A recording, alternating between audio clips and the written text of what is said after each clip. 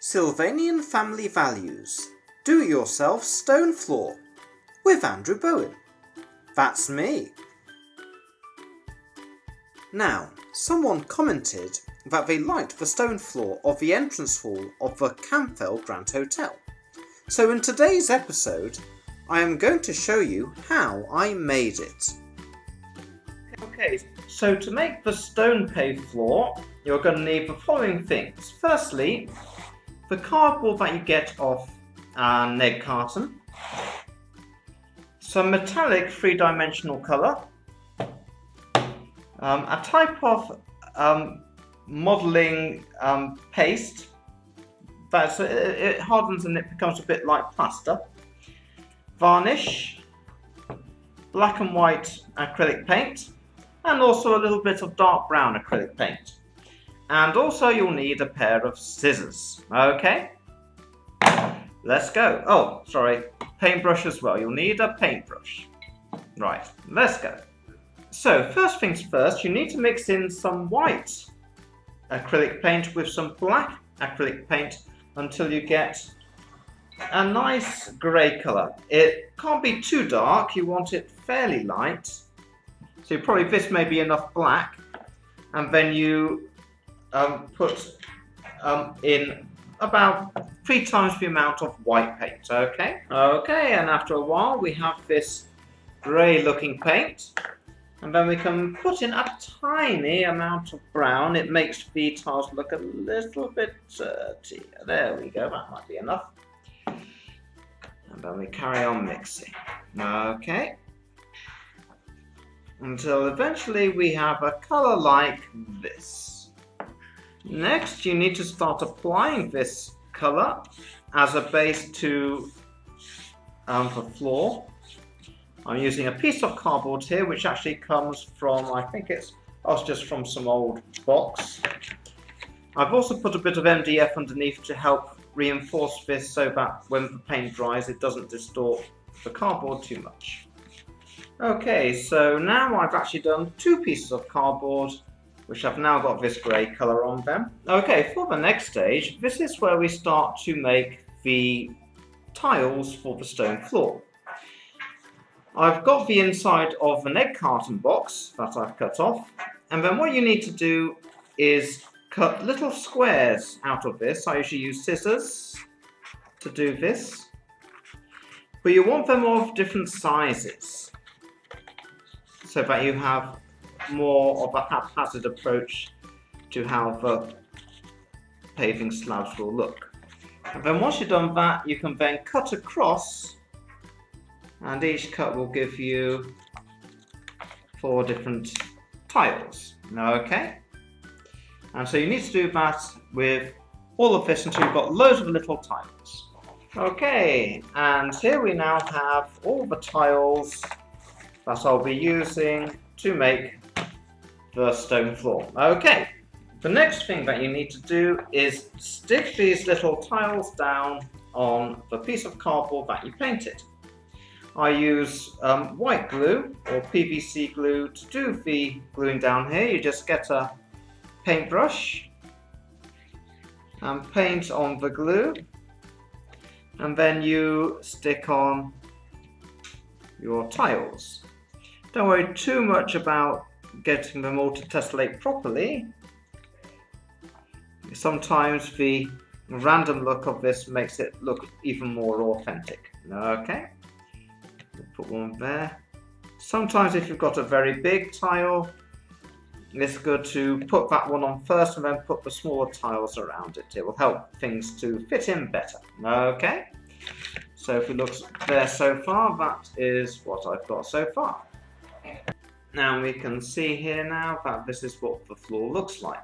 Okay, you can see that you have the texture from the egg carton, and we've got different sized tiles, but it still makes the floor look very authentic. And once we've got the floor like this, I then put on a bit more glue on top, and this is to help hold everything together. Otherwise you'll have things that will catch on things and it will cause the tiles to come away. So I'll put this on, and also I'm going to be putting on other layers of colour and things like that, so I need to have the glue here to stop any of the paint running into the bricks themselves. Okay, reason for this is because I want this to have a shiny finish. Okay, I have now put in all the PVC glue.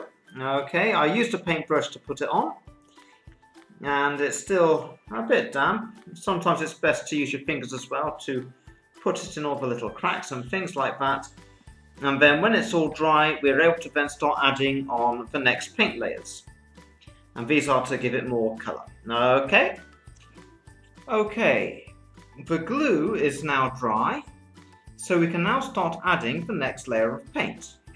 And the paint I'm going to be adding is something which is called 3D colour. Actually, for this one I'm going to be using a darker 3D colour to paint on this. To do this, we just remove this, and then we squeeze on the paint, and then we get the paintbrush. Here we are. So I get the paintbrush, and then I start painting this on top of the slabs here. Okay. And we can see it's giving a nice dark colour.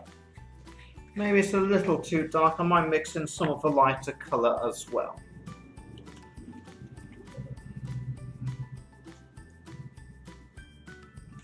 Just a little bit. See how it comes out. Yeah, I see. Maybe a mixture of the two colours would be better. Okay then. Okay, and now I have applied those two silver paints. Actually, what I did a base of the very dark silver, and then I did a lighter silver on top. Don't worry about getting the coat covering every last single little bit, because there'll be several other coats going on after this. But we are putting this silver down here to shine through when we put other paint on top, and it will give the rock effect that you want for the stone tiles. Okay? So, now we move on to the next stage. Okay, the paint on the floor is now dry, and so I'm going to add some of the paint that I used at the beginning for the foundation, and I'll use this on top of the different slabs. Okay, although it covers the silver, it will still shine through and give you a stone effect on these. And as you can see, you have some bits where the paint didn't cover, but that's not a problem. Those will be bits up where it won't shine through. Okay. And then now you do this over all the tiles. Okay, now that the tiles are dry, we're going to add some varnish. The reason for this is because afterwards I'm going to be adding some modelling paste, but I need to seal everything with all the paint here. So let's have the varnish. And here it is now with the varnish. I don't know if you can see from there, but you can see how the stones are now shining. Now that the varnish is all set and dry, we're going to start adding the modelling paste, pasta pan modelage. Okay, it's very simple. You get a bit on your finger, when I can find where the camera is, and then you start pushing in through the cracks and things like that on the floor. It's very important because it makes the ground very flat, so that your little Sylvanians or models that you put on it will stand up straight. And don't worry about the bits that end up coming on top here, because they give more of a stone effect and it makes it look better. Okay, so do this throughout the whole thing. Okay, now we can see that I've put the paste all over this. Once you've done this, it's a good idea to get a brush, just get a little bit wet, and then just go over it a little bit, just to take off any of the excess paste that's on top of some of the slabs, but only a little bit. And then after that, wipe over with your hand again, just remove the excess. And you need to do this several times. So the first time you remove a little bit, then you need to let it dry for a while, and then as it starts to harden, you need to do it again and again until you're just left with small amounts of this white paste on top of your tiles. Okay, after about 10 minutes of the paste setting, I get a brush and I wet it, and then I paint over this in order to remove any of the lines. If we look here, we can see that I've got some marks, and so in order to smooth these out, I am using a brush dipped in water, and I'm putting it over here in order to get rid of these marks so that the tiles will look very smooth. Okay? Okay, so if you look here now, we can see that the tiles are now quite smooth, and we're really starting to get the effect that I showed you at the beginning of the video. Okay, we can see now that the floor has dried. I was brushing it with my hand as it was drying as well, just to make sure that all the white paste that was on top of it becomes nice and smooth. And now what I do is I start to add some of the old grey paint that I mixed earlier to do the base. And with this, I start to paint in between the tiles in order to darken the areas where we've got a lot of the paste that makes it look very white. Okay, so what you need to do is just go through the little bits there, making them a little bit darker. Okay, and now when we look at it, we have lost all those very bright white areas, and so it is now starting to really look like a proper tile floor.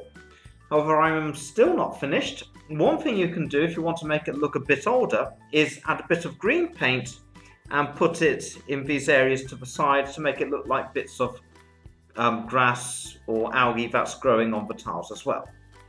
What I am using to do this is this very dark green acrylic. So I'm just getting a little bit on a brush, and I'm mixing it with the old mixture that I have to have a greenish grey colour. It doesn't have to be uniform with this. In fact, it's better if it's not, so you have the feeling of random amounts of algae and things like that in the gaps. But you want to put only tiny bits on, and if there's a little too much, just smudge it a bit instead in order to make it not look so green, but you don't want it too green. Okay, so if we look at here now, we can see that it's almost done now. I've put in those little bits of green there, and the final thing we need to do now is to do shading. For the shading part, you can use black ink. Unfortunately, I don't have black ink, so what I use is a bit of black water-based paint, and then I mix it with a lot of water. And this will allow the darker parts of the colour to go to the lowest points, giving a very good shading. Actually, I'll get in a bit more water there.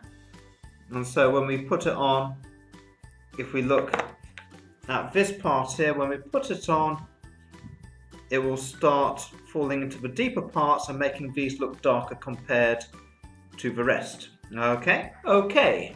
And now I have put on all the black paint mixed with water, and it's just moving into the little cracks, giving extra shading to the tiles. Okay, so here we have the finished product. Okay, this is the nice stone floor with cardboard on the back and MDF to give it more strength.